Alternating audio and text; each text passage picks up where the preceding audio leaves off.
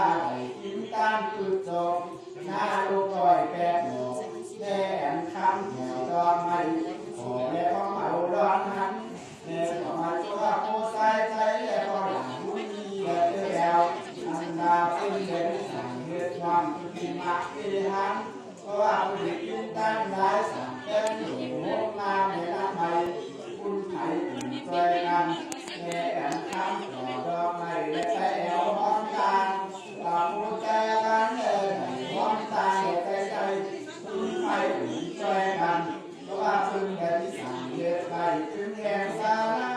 ผู้แก่ยุ่งกันกัดแจงน้ำเลยที่สั่งกินต้านนำยา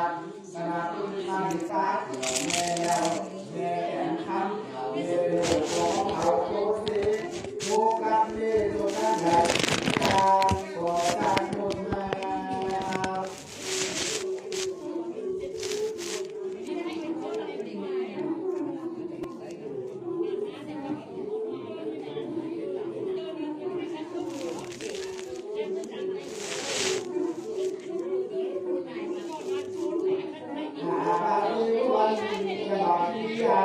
ตามเดียวโลกันไข่แกงตาม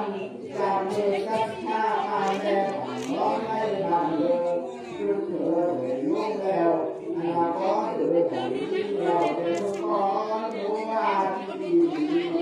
เราก็กินแต่ที่เลี้ยง